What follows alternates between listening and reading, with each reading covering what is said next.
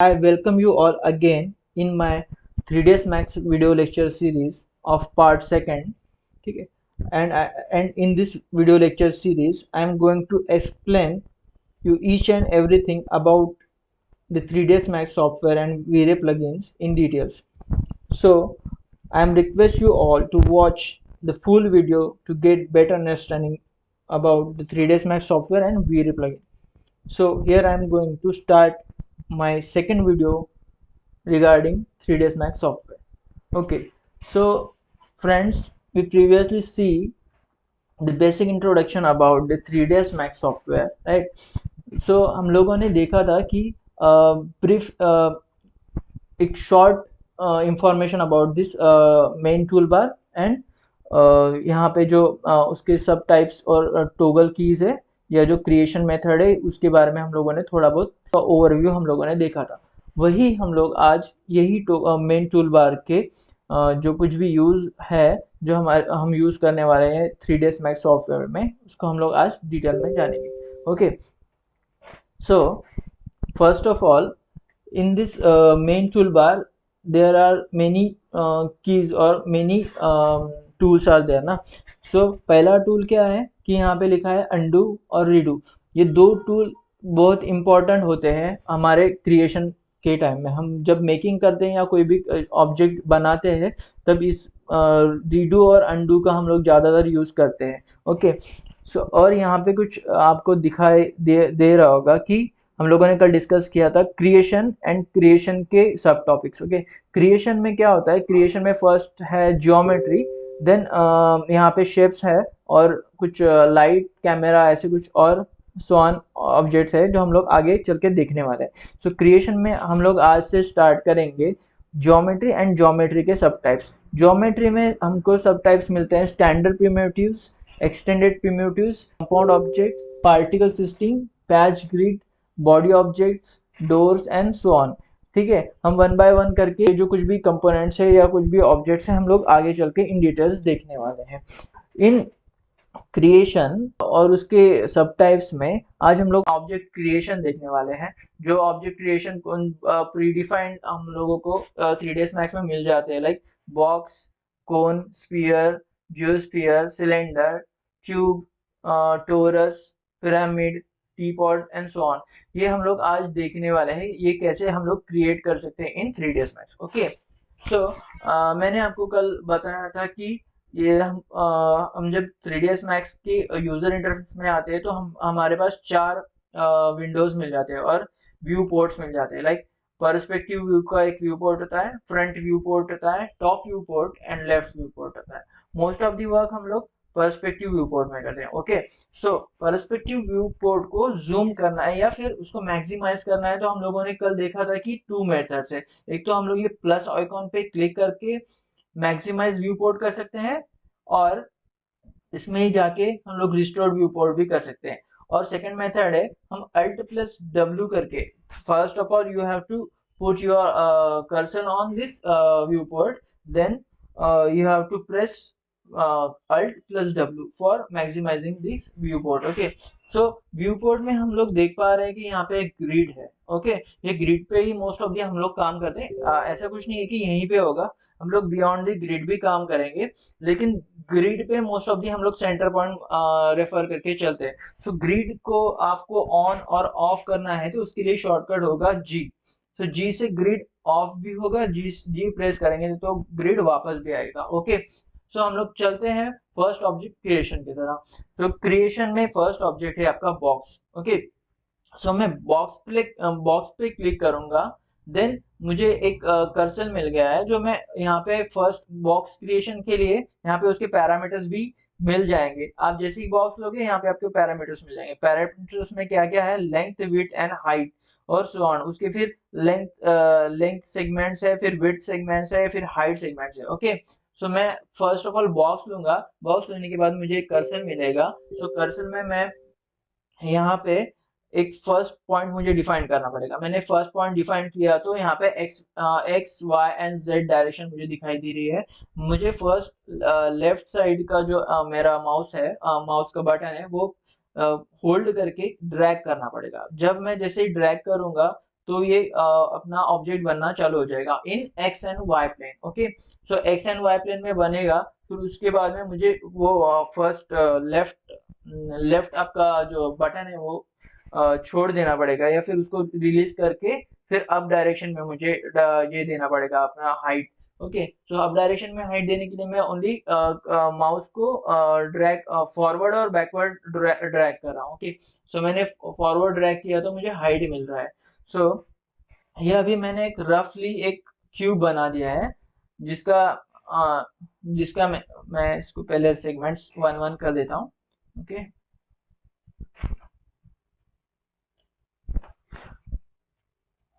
सो ये pre defined अभी object था हमारे पास बॉक्स, उसको मैंने अभी बनाया है, क्रिएट किया है। ओके, और उसके सेगमेंट्स मैंने वन वन रखा है। ओके, अभी प्री डिफाइंस में आप जाओगे देखोगे तो यहाँ पे आपका पैरामीटर 0 0 0 दिखा रहा है, लेकिन आपको अगर इसके रियल पैरामीटर्स देखना है तो आपको यहाँ पे जाना होगा मॉडिफिकेशन टैब में। तो मॉडिफिकेशन टैब में आप जैसे ही जाते हो तो यहाँ पे आपको उसके पैरामीटर शो होने लगेंगे। पैरामीटर्स क्या क्या है? लेंथ के पैरामीटर्स है 85.21 1 to 1। ओके, एंड विड्थ है 105.781 एंड देन हाइट है 69.022। ओके, सो मुझे एक परफेक्टली स्क्वायर और परफेक्टली क्यूब चाहिए। सो परफेक्ट क्यूब चाहिए तो मुझे उसके तीनों डायमेंशन सेम चाहिए होंगे। सो मैं यहाँ पे मेरे हिसाब से डायमेंशन डाल देता हूँ। जैसे लेंथ में मैं डालूंगा 50, एंटर। उसके बाद में विड्थ में डालूंगा 50, एंटर। देन उसके बाद में हाइट भी इसका मैं डिफाइन करूंगा 50, एंटर। ओके, अभी यहाँ पे सेगमेंट्स में मैंने एक एक एक करके 1 1 1 सेगमेंट दिया था जो बाय डिफॉल्ट होता है आपका। सो मैंने प्रीवियसली इस पे वर्क किया था, इसलिए वो उतना सेगमेंट आ गया था। ओके, अगर मुझे इसके सेगमेंट्स इंक्रीज करना है, सेगमेंट्स इंक्रीज करने का मतलब होता है कि आप उसको और स्मूथनेस दे रहे हो, वो ऑब्जेक्ट को आप स्मूथनेस दोगे, जितना आपके सेगमेंट्स बढ़ेंगे उतना वर्क अच्छा दिखेगा। या फिर कई बार क्या होता है सेगमेंट्स बढ़ जाने की वजह से आपको उसका शेप आप अच्छी तरह देख पाते हो या परफेक्टली देख पाते हो। ओके, सो यहाँ पे मैं सेगमेंट्स में इंक्रीज करूंगा। यहाँ पे मैं समझो मेरा लेंथ सेगमेंट दे दूंगा 10, विड्थ सेगमेंट दे दूंगा 10 एंड हाइट सेगमेंट भी मैं दूंगा 10। तो इन दिस वे हमारा क्यूब जो है वो परफेक्टली 10 10 10 में डिवाइड हो चुका है। ओके, सो अभी मेरा इसमें क्या है कि ये जो हमारा एज एज फेस दिख रहा है ये ऑन है। अगर मैं इसको बाय डिफॉल्ट रखूं, बाय डिफॉल्ट शेडिंग, तो यहाँ पे ये बाय डिफॉल्ट रहेगा। एज को मैं हटा दूं तो ये बाय डिफॉल्ट जैसे है वैसे ही बन जाएगा जो हमारे पास बाय डिफॉल्ट शेडिंग था, डिफॉल्ट शेडिंग। ओके, अगर मैं इसको वायर फ्रेम करूँ, वायर फ्रेम, तो ये वायर फ्रेम में दिखेगा। आप यहाँ से पूरा कुछ भी चेंज कर सकते, जैसे डिफॉल्ट शेडिंग है, फेस्ड है, उसके बाद में बाउंडिंग बॉक्स है, उसके बाद में फ्लैट कलर है, उसके बाद में क्ले है। हम लोग ऐसे उसका व्यू मोड चेंज कर सकते हैं। फिर उसके बाद में मॉडल एसेट है, उसके बाद में यहाँ पे स्टाइल स्टाइल जैसे ग्राफाइट है। हम लोग इसके क्या बोल सकते हैं, व्यू को हम लोग ऐसे मैनेज कर सकते हैं, हमको कैस किस टाइप में वर्क करना है। जैसे ग्राफाइट में ये ऐसे दिखेगा उसका प्रीव्यू। उसके बाद में कलर पेंसिल होगा तो ये ऐसे दिखेगा। आपकी मर्जी, आप जैसे वर्क करना चाहते हैं आप वैसे ले सकते हैं। इंक में ऐसे दिखेगा, उसके बाद में एक्रेलिक ऐसे दिखेगा, लाइक। सो मैं प्रेफर करता हूँ कि डिफॉल्ट शेडिंग ही रहने दूँ। ओके, और मुझे इसका एज फेस चालू ऑन करना है तो मैं F4 प्रेस करूंगा तो मुझे एजेस मिल जाएंगे। ओके, देन अभी ये जो ऑब्जेक्ट है मुझे कहीं तो मुझे सिलेक्शन मेथड में मैं यहाँ पे सिलेक्शन मेथड दो टाइप के होते हैं। एक होता है रेक्टेंगुलर सिलेक्शन मेथड और उसके मल्टीपल सिलेक्शन मेथड होते हैं। मोस्ट ऑफ दी हम लोग रेक्टेंगुलर का यूज करते हैं।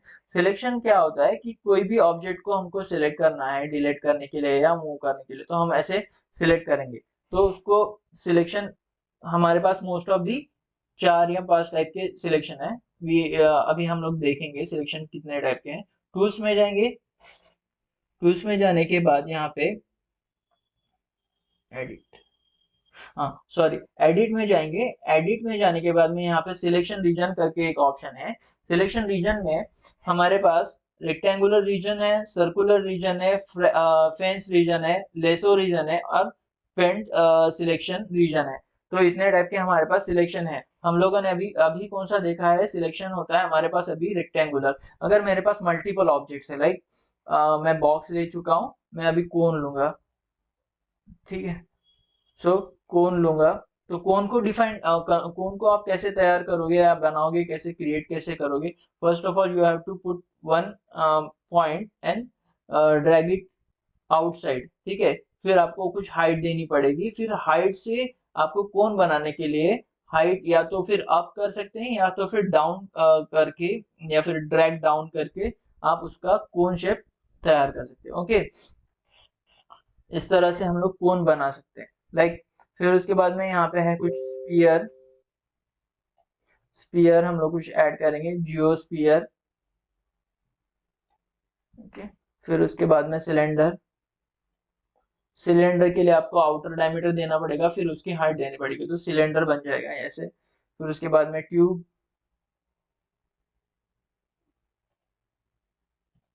ऐसे कुछ हम लोग ट्यूब बना सकते हैं।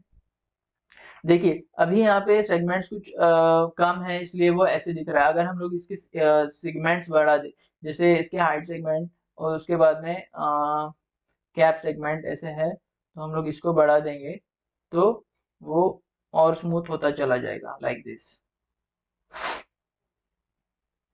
ओके, ठीक है। तो हम लोग इस उसके कोई भी ऑब्जेक्ट अगर हम लोग सेगमेंट्स बढ़ाते हैं तो उसका स्मूथनेस उसके साथ में बढ़ता चला जाएगा। ओके, देन ऐसे कुछ ऑब्जेक्ट्स मैंने कुछ बनाया है, जैसे ये टी पॉट। टी पॉट बनाने के लिए भी आपको पॉइंट देना पड़ेगा एंड ड्रैग आउट करना पड़ेगा, तभी ये आपके ऑब्जेक्ट्स क्रिएट होंगे। ओके, तो मैंने अभी F4 प्रेस करके उसका एज शेप हटा दिया है और ओनली अभी डिफॉल्ट शेडिंग में हम लोग काम कर रहे हैं। ओके, सो अभी इतने मल्टीपल ऑब्जेक्ट है, और अगर मैं यहाँ पे मुझे कुछ ऑब्जेक्ट सिलेक्ट करना है, अगर मैं रेक्टेंगुलर रीजन मेथड लूँ, ओके, एंड मुझे पहले तो कमांड से, अभी मेरा कमांड टी पॉट के क्रिएशन में चल रहा है। अगर मुझे कमांड से बाहर जाना है तो सिलेक्ट ऑब्जेक्ट करना पड़ेगा, यहाँ से मैं उस कमांड से बाहर चला जाऊंगा। ओके, अभी मुझे क्या चाहिए कि मुझे सिलेक्ट करना है इनमें से कुछ ऑब्जेक्ट्स। ओके, अगर ये मुझे ऑब्जेक्ट सिलेक्ट करना है कुछ, तो मैं यहाँ पे जाऊंगा रेक्टेंगुलर सिलेक्शन रीजन में और मैं सिलेक्ट करने का ट्राई करूंगा। ओके, तो सिलेक्ट करने का ट्राई कर रहा हूँ जब मैं, तो वो क्या कर रहा है कि देखिए मैं इतना, ये दो ऑब्जेक्ट मुझे सिलेक्ट करना है, ये दो, जैसे टीपॉट एंड सिलेंडर मुझे सिलेक्ट करना है, तो मैं सिलेक्ट करने का ट्राई कर रहा हूँ, लेकिन वो क्या हो रहा है कि ये रेक्टेंगुलर सेक्शन में कुछ रेक्टेंगुलर सिलेक्शन में पार्शियली सिलेक्टेड ये जियोस्फीयर भी हुआ था। सो वो पार्शियली सिलेक्ट होने की वजह से फुल्ली सिलेक्टेड हो गया, लेकिन मुझे दिक्कत आ रही है कि मुझे ओनली ये दो ही ऑब्जेक्ट सिलेक्ट करना है। तो मुझे दिक्कत आ रही है कौन से सिलेक्शन मेथड में, ये रेक्टेंगुलर सिलेक्शन मेथड में। मैं फिर से ट्राई करता हूँ। अगर अगर मैंने रेक्टेंगुलर सिलेक्शन मेथड लिया है, अगर मैं ट्राई कर रहा हूँ कि ये दोनों ही आए मेरे फ्रेम में या फिर मेरे सिलेक्शन मेथड में, तो मैं ट्राई कर रहा हूँ, लेकिन मैं पार्शियली, साथ ही में पार्शियली जियोस्फीयर भी सिलेक्ट हो रहा है। सो वो जियोस्फीयर जैसे ही पार्शियली सिलेक्ट हुआ था तो वो फुल्ली सिलेक्ट हो जाएगा। ओके, अगर मैं डिलीट कर दूं इन चीजों को तो ये डिलीट हो जाएगा सिलेक्ट होके। ओके, लेकिन मुझे ऐसा नहीं चाहिए, मुझे ये दोनों क्रिटिकल मेथड में मुझे ये दोनों सिलेक्ट करना है। ओके, तो मैं क्या करूंगा, यहाँ पे मैं उसका स्टाइल चेंज कर डालूंगा। जैसे अभी पहले था रेक्टेंगुलर, अभी मैं कुछ लूंगा ये क्या टाइप था ये, सिलेक्शन मेथड में जाके हम लोग देखेंगे। सिलेक्शन रीजन में जो फेंस रीजन है ना, मैं वो लूंगा। ओके, अभी मैं, अगर मैं ये फेंस रीजन ले रहा हूँ, ओके, फॉर सिलेक्शन, तो मैं अभी टॉप व्यू में जाके देखूं, सो यहाँ पे समझो ये क्रिटिकल सेक्शन है। अगर मुझे ये सारे, इतने सारे ऑब्जेक्ट्स में से बस ये तीनों तीनों ऑब्जेक्ट चाहिए, या ये वाले तीनों ऑब्जेक्ट चाहिए मुझे ऐसे सिलेक्ट करने के लिए, तो मैं जाऊंगा यहाँ पे फेंच सिलेक्शन रीजन में और यहाँ पे जाके मैं क्लिक करूंगा। फर्स्ट ऑफ ऑल मुझे कोई तो बाउंड्री देना पड़ेगा, जैसे ये ये ऐसे करके मैं कुछ बाउंड्री दूंगा। कुछ कुछ चीज़ों को अवॉइड करके मुझे चलना है, तो मैं ऐसे बाउंड्री बनाते हुए चलूंगा और फाइनली इसको ज्वाइन कर दूंगा। ओके, तो जैसे ही मैं ज्वाइन करूंगा तो ये जो चार चीजें हैं ओनली वही सिलेक्ट हुए, बाकी के नहीं हुए। तो इस तरह हम लोग क्या कर सकते हैं कि जो जिसका सिलेक्शन हमें चाहिए वही हम सिलेक्ट करेंगे और बाकी की चीजों को अवॉइड करेंगे। In this way we can select all the objects ना। मुझे जो चाहिए, मुझे वही, जो मुझे ऑब्जेक्ट चाहिए थे वही मैं सिलेक्ट करूंगा। In this way we are selecting only selected objects. Okay, then अगर मुझे ये ऑब्जेक्ट को मूव कराना है कहीं, तो मुझे ये ऑब्जेक्ट को मूव कराना है, तो मैं क्या करूंगा कि साइड में ये एक ऑप्शन है move selection, move option. Okay, तो ये मूव ऑप्शन को मैं तीन तरीके से मूव कर सकता हूँ, ये ऑब्जेक्ट को मैं तीन तरीके से मूव कर सकता हूँ। एक तो वाई डायरेक्शन में मूव होगा, ये वाई ये वाई डायरेक्शन में मूव होगा, एक्स डायरेक्शन में भी मूव होगा एंड जेड डायरेक्शन में भी मूव होगा। आप देख पा रहे हो, तो ये जेड डायरेक्शन में मूव होगा। हाँ, एंड हम लोग अगर इस ऑब्जेक्ट को मूव कर रहे हैं और ये जो आपको दिख रहा है ये ऐसे मूव हो रहा है, इसको हम लोग ऑर्बिट बोलते हैं। ये ऑर्बिट करने के लिए आपको क्या करना पड़ेगा, middle mouse button, middle mouse जो आपका स्क्रोलिंग बटन होता है वो प्लस अल्ट दबा के आपको, अगर आप ड्रैग करते हो तो आपको ऑर्बिट मिलेगा। अगर आप ओनली लेफ्ट साइड का मिडल, लेफ्ट साइड का अगर आप, सॉरी, मिडल मिडल अगर आप स्क्रोलर आप प्रेस करते हो, ओनली प्रेस करके आप स्क्रोल करते हो, तो ओनली वो पैन का यूज करेगा। तो हम लोग मिडल माउस बटन को दो तरीके से यूज कर सकते हैं। एक तो पैन की तरह यूज कर सकते हैं, उसको ओनली प्रेस करके अगर ड्रैग ड्रैग करेंगे तो वो ओनली पैन होगा। ओके, और उसी को मिडल माउस स्क्रोलर को अगर हम लोग रिवर्स फॉरवर्ड करते हैं, फॉरवर्ड की तरह मूव करते हैं तो जूम इन होगा, एंड बैकवर्ड करेंगे तो वो जूम आउट होगा। इस तरह से हम लोग मिडल माउस बटन के, मिडल माउस स्क्रोलर है उसका यूज कर सकते हैं। लाइक हम लोग जूम इन कर सकते हैं, जूम आउट कर सकते हैं, और पैन कर सकते हैं एंड ऑर्बिट भी कर सकते हैं। ऑर्बिट करने के लिए आपको अल्ट के साथ में मिडल माउस बटन प्रेस करना पड़ेगा। पैन के लिए आपको ओनली मिडल माउस बटन करके स्क्रॉल करना पड़ेगा, आजू बाजू स्क्रॉल करना पड़ेगा। एंड आपको जूम इन जूम आउट के लिए मिडल माउस का जो स्क्रोलर है उसको आपको रिवर्स फॉरवर्ड करना पड़ेगा।